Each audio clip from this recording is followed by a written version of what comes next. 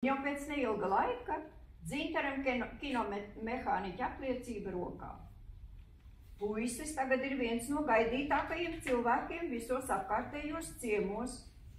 Slaido un vīrišķīgo kinomehāniķa gaida kundzītes gados, jo viņš rādīs atkal skaistu indiešu filmu.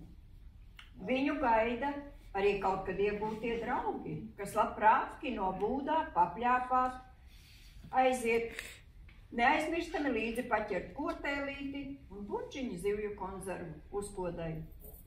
Un gaida meitenes. Pēc kara puišu ir maz, bet jaunu ciema daļavu daudz. Kinomehāniķis, neprecējies, ļoti slaids, runīgs un draudzīgs. Tāda dēļ var pagaidīt neravēts dārs, nebarots cūcis un nesakrauts sienas. Ja atbraucis kino Dzintars, ir jābūt tur, kur rādīs filmu, lai tur lūst vai plīst. Daudzās vietās pēc kino seansa notiek dejas. Vienā tādā reizē, kad kino tiek rādīts kāda ciema šķūnī, pēc seansa Dzintars uzstāda patafonu un sameklē vajadzīgās plates. Valšus, fokstrotus.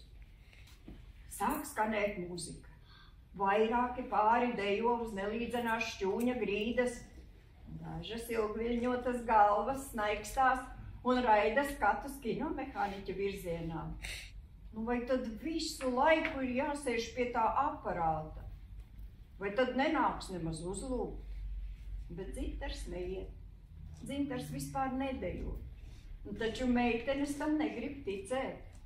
Kā? Tāds vīrietis un nedejo?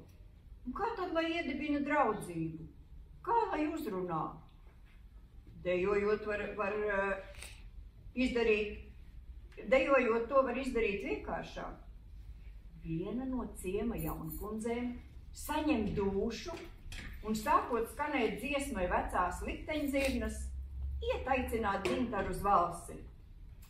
Bet nē, to viņa tam gaišmatim nepiedos. Atteikumu meita atcerēsies.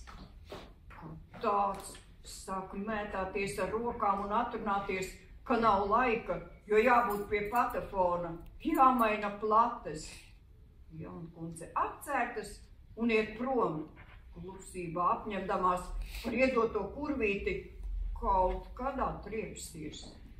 Dzintars, protams, redz meičas nikni uzgriezto muguru un straujo soli prom uz šķūņa izeju.